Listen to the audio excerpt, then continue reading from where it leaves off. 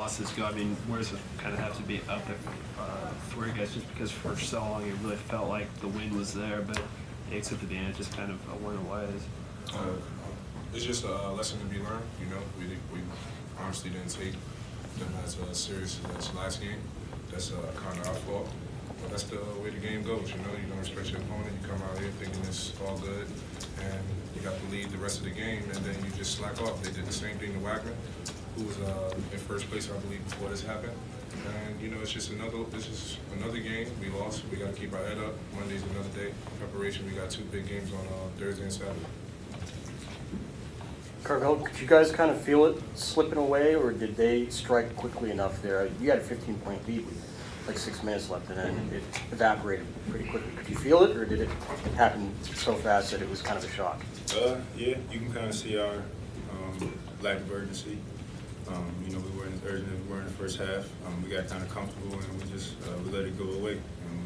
They were able to make plays, and we weren't able to rebound from it.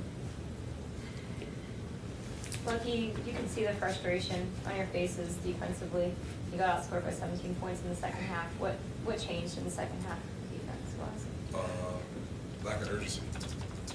We went over scout, and you know, McMillan is a great driver, head down. You know, he can make a 3 with time and space, but he just basically took the game into his hands, and he did what he was supposed to do, led his team to victory. I mean, you can't really say anything about his performance. Our performance was very terrible on defense, and we just let the game slip away. It wasn't urgent enough to get to the rebound, second chances, opportunities, not getting to the corner on the number 21, which obviously shoot the 3. And you know, we just didn't take full control of our opportunity that we had. We let it slip away.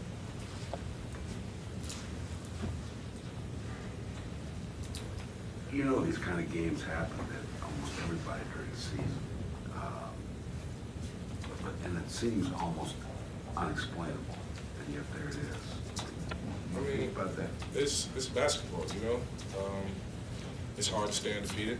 It's you know, you need a lot of humbleness, a lot of urgency every time you step on the court. You can't take any team for granted. You know, they were 1-6, but at the same time, there's only 10 teams in this conference. And, you know, a win like this can put them right back in the playoff hunt. And as we know, we got to take care of home court advantage. Obviously, we didn't do a great job of doing that tonight. Fans were tremendous, helping us try to, you know, stay in the game and keeping the enthusiasm there on the court. But you know, games like this, like you said, happens, and we just got to turn it around. I mean, it's not the end of the world. We didn't lose the championship game. We didn't lose the regular season championship. Everything is still in place, but we just got to now know that this was a wake-up call. We got to take every opportunity that we have more seriously than we have before in the past. And you know, good job to them. You know, great effort. They worked hard as a team, and they came out here and did their job. This is for all of you guys. I mean, you guys have a game in 5 days. What do you do to either forget about this game, or I mean, you want to learn from it, but what are you going to do just to kind of get it out of your head, just move on, pretend like, you know, something like this was more, you know, it's just a bump in the road? Come in tomorrow, look over film, see what we did wrong, see what we can improve on, put that game to the side, and on to the next one. You know, we can't like soak on this game right here. You know, we're still in first place. We still have a great opportunity to, you know, do some tremendous things.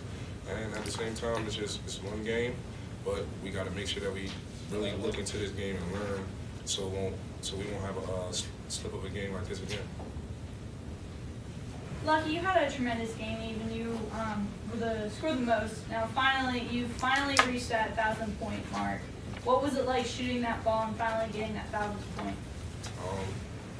Honestly, I was just coming out here to, you know, to play with my team.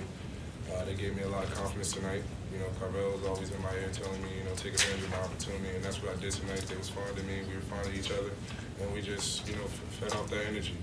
And to get the 1,000 points, I mean, it's a great accomplishment, but we really have way more than just an individual accolade to accomplish this year. You know, we have regular season championship we want to accomplish, you know, going to winning the NEC championship to accomplish, going to the NCAA tournament, and just continue to surprise teams. But right now we got to focus on getting back to, you know, Robert Morris basketball, and that's defending. And that's what we did not do tonight, and that's what it is. Was it at least nice to get a little bit of your rhythm back offensively? Yeah, shooting as terrible as I've been in the past. It felt kind of great to, make some shots, see the ball going in. And, like I said, my team gave me great confidence, and I just, continue to just play basketball and just have fun out there. Any questions for these guys? I just want to say, you guys are fun to watch. I go to Pitt, and this is my first RMU game. You guys are a lot of fun to watch. Even the warm-ups are a lot of fun. So, don't let this get you guys down. This is a great Appreciate game. You guys are so much fun to watch. Like, I see Pitt, and I go watch that Duke game, and, I've never seen people shoot the three like you guys do. So, Thank you. Hopefully more fans will come out. We appreciate that. Yeah. Obviously, first and foremost, great credit to Central for the way that they did not stop, the way they continued to compete, the way that they continued to believe that they could win the game. And we didn't respect the game in the second half. We didn't respect our opponent in the second half. And usually what happens is something extremely disappointing, and that's what you saw out there today. Andy, I'm sure you guys looked at the Wagner tape. That was their only win prior to that. Did you see some similarities? Exactly the same game. Wagner was up 6 with 1:30 to go.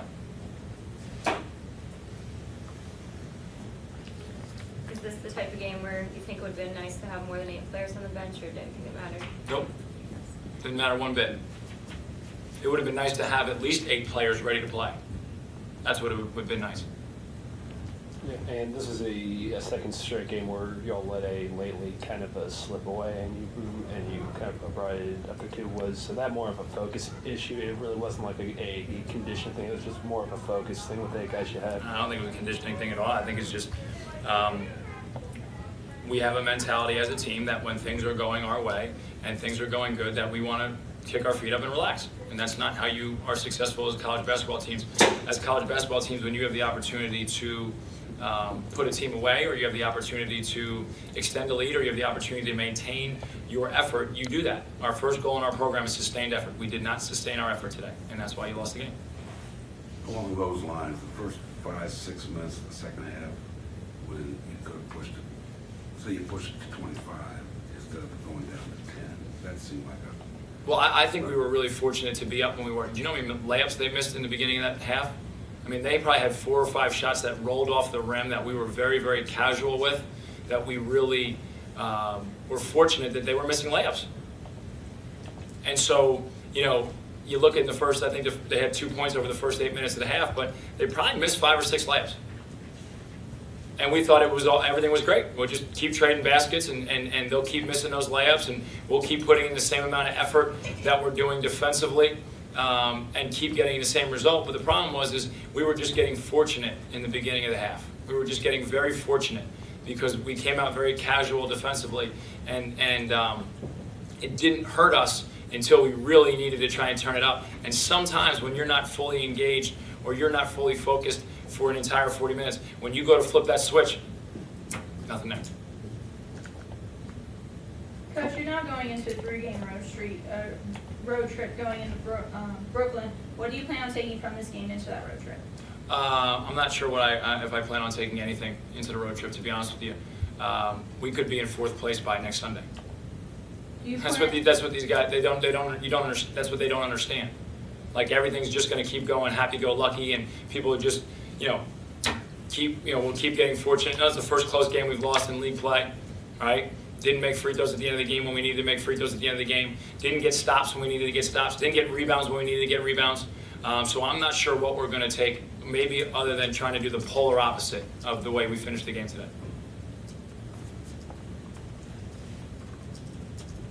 Considering the emotional win Thursday, did you get a sense, even in the build-up, that the guys weren't locked in today, that kind of had it set up as a classic trap game? Get a sense. We started talking about it Thursday night. We talked about it all day yesterday. Our ability to shoot around today was extremely disrespectful to the game of basketball. And we almost got away with it. We almost got away with it.